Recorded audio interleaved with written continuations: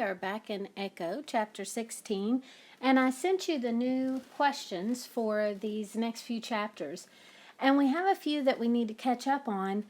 Some you can already answer.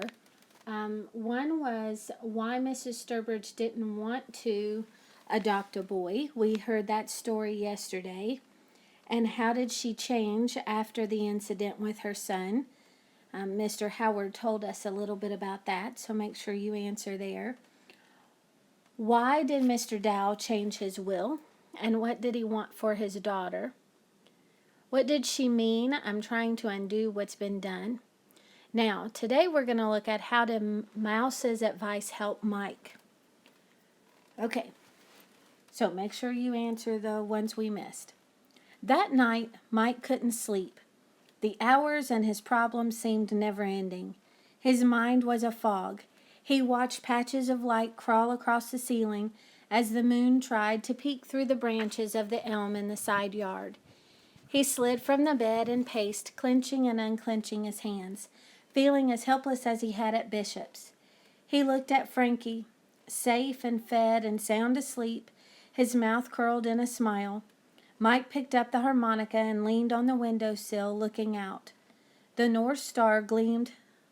Softly, he began a slow and simple rendition of Home Sweet Home. He missed Granny. He wished he could be little again, leaning against her on the piano bench while she gave lessons. What should he do now? She had said the right person would find them. But who? And where was the path he should take? The second time through the song, he broke up the tune like Mr. Potter had taught him, sprinkling in the trials and tribulations in his heart. Mr. Potter's words played in his mind. It's about what folks want but don't have. No matter how much you don't have, there's always so much more of life to be had. And there's equal amount of maybe things will get better someday soon. His clouded thoughts began to thin. Frankie wanted a family. Mrs. Sturbridge needed to fulfill her father's final wish. One child would do that. One child was what she'd been expecting. Would she be more inclined to keep Frankie if Mike were out of the picture? He filled up on the music and on an idea. He lowered the harmonica and turned it over in his hands. The moonlight caught it and it glowed. He traced a finger over the M. He closed his eyes. Where could he go? If he went back to Bishop's and was put out to hire or ran away, Frankie would be devastated. But if Mike did something else, like audition and join the harmonica band, the kid would be thrilled for him. He slipped away from the windowsill and took his metal box from a drawer in the dresser. He pulled out the newspaper article from the Inquirer and ran his finger along the headline, Hoxie's Harmonica Wizards. Mike's eyes scanned the page, searching for the paragraph he needed. The band has the support and philanthropy of their own women's auxiliary. In cases where children are itinerant and in need, Mr. Hoxie and the Women's Auxiliary have taken in exceptional players and placed them with patron families so they can experience the dynamic benefits of the band and its musical camaraderie while living in a home environment. If Mike made the band, he wouldn't need to tell Frankie that he was planning to live with another family until later. By then it would be September and time for school to start. He'd make sure Frankie saw this as a big opportunity for Mike. He'd pretend it was what he'd always wanted. He'd promise to come home between tours. He'd tell his brother anything to keep him safe. Convincing Frankie would be the easy part. The rest would only work if he was chosen by Hoxie, and if she could open her heart again. What had Mouse said? Everybody has a heart. Sometimes you gotta work hard to find it. If there's something you want or need to know from grown folks, you gotta step up and ask for it mannerly. Plead your case. Okay, so there's the part about Mouse. Now we have to see how Mike uses it. Mike went back to bed, put a protective arm around Frankie, and fell asleep with a familiar burden, wondering about all the things that could go wrong. Mike was grateful to have a plan, but putting it in motion proved harder than he thought. All week he watched for Miss Sturbridge, but saw her only in fleeting moments. When she was home, she stayed in her bedroom or in the library with the door closed and was not to be disturbed. If she was in the garden and Mike came out, she hurried in. It was only after Mike and Frankie went upstairs in the evening that she came down. Each time he asked Mrs. Potter about her whereabouts, she shook her head and said, "Meeting with lawyers again."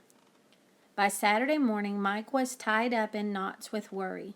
It was already the middle of July. The summer was moving too fast. Time would soon run out. Before Mr. Howard arrived to take them to the park, Mike saw his chance. He took a deep breath and knocked on the library doors. "Come in." He stepped inside where she sat at the desk with a pen in her hand. "Yes, ma'am, Michael's breath shortened. He patted his shirt pocket and felt a pulse of reassurance from the harmonica. "What is it, Michael? I'm very busy. I'll be leaving for an appointment soon, and I have things—" Mike looked at the floor. His chest felt tight. He tried to unscramble the words in his head. "I know why you brought us here," he managed. "Mr. Howard told me about your father's will and how you were forced to adopt us, and about your son. I guess that's why you didn't want boys." She frowned and put the pen on the desk. "It wasn't Mr. Howard's place to say those things. I'll speak to him about that. It wasn't his fault. I asked him straight out while we were here. I knew there was something wrong. The way you act around us. Well, it isn't hard to figure out that you don't want us." He took a deep breath. "I'd like to know if what Mrs. Potter and Mr. Howard said about you is true." She raised an eyebrow. "And what exactly did they say?" She stood and walked to the window. "Mrs. Potter said you were a kind and loving soul underneath all the rest. I guess that means your heart's so sad that it's hard to get out from under the weight. When I was sad about my mother dying, Granny used to say grief is the heaviest thing to carry alone. So I know all about that." She stood in profile, gazing into the yard, and frowned. Was she already unhappy with what he was saying? Mouse's words urged him to keep going. "Plead your case." "Mr. Howard said you were a loving mother, and that when you were with your son, your happiness spilled over. He said you were talented, too, and that you can be wonderful. So if all that is true, I was wondering if you would consider keeping Frankie. You see, if you send us back to Bishop's, they'll put Frankie in a state home, and it's not fit for river rats. I couldn't bear to think of what might happen to him there. He's little, and he needs someone to look after him. See, I'm the lucky one. I remember our mother." Mike bit the inside of his cheek so he wouldn't cry. "But Frankie doesn't." He took another deep breath, and his voice cracked. "And Granny, well, she was the next best thing, but now she's gone too, and Frankie needs a mother. I see the way he looks at you. He's just hoping you'll notice him and want him. That's why he's been drawing pictures for you and leaving flowers at your door and asking me every night if tomorrow you'll spend time with him." She turned and faced him, slowly shaking her head. His thoughts poured out. "I promised he wouldn't be taking the place of your son. And he wouldn't need to call you mother either. Maybe you could be like his aunt. We never had an aunt." Mike didn't know where all the words were coming from. "Mr. Howard told me you only have to keep one child. I thought a lot on this. I could leave. I could try out for Hoxie's harmonica band. See, if you make the band and you don't have a home, the director Hoxie, he finds you one. Mr. Potter says I'm as fine a player as he's ever heard, so maybe I have a chance. If I got in a band, I could live with the host family until I'm old enough to join the army. You wouldn't have to worry about me. The only one you'd have to look after is Frankie." She whispered, "Is that what you want, Michael?" "If it means Frankie can stay, then I guess it's what I want. And if I don't make the band, you could send me back to Bishop's as long as I could visit Frankie now and again. I just have to see him sometimes, and he needs to see me." Frank swiped at his eyes. "If he was here with you, no matter if I was back at Bishop's or working on a farm somewhere or in the band, at least I'd have the peace of mind knowing he was safe and not being bullied." Mrs. Sturbridge put a hand over her mouth.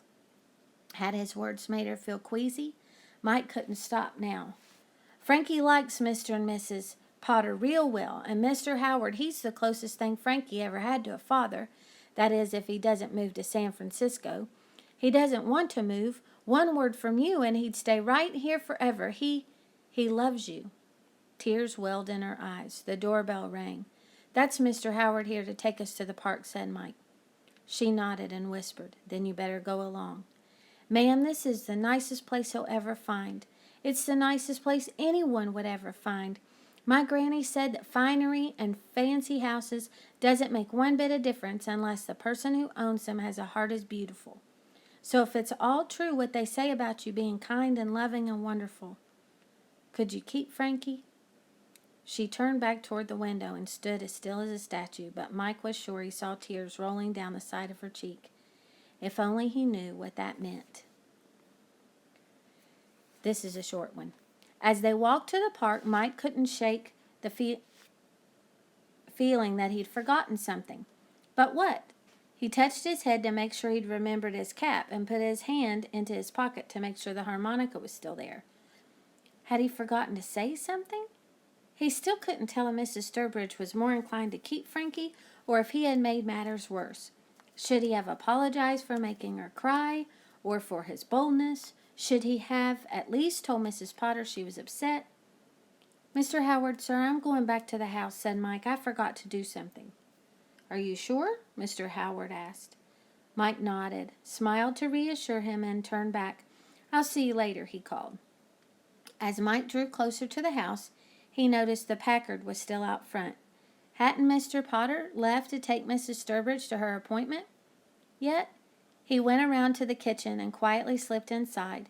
Mr. Potter sat at the kitchen table, his head tilted to the side, gazing off, a small smile on his face. Mrs. Potter stood at the sink motionless, her eyes wide and a hand over her heart.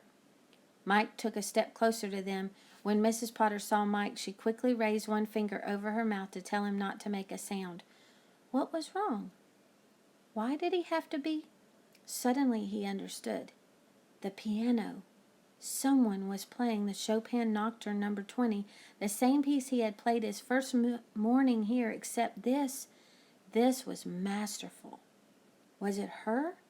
Mike felt himself drawn forward. He took a few careful steps into the hall. One of the doors to the music room was halfway open.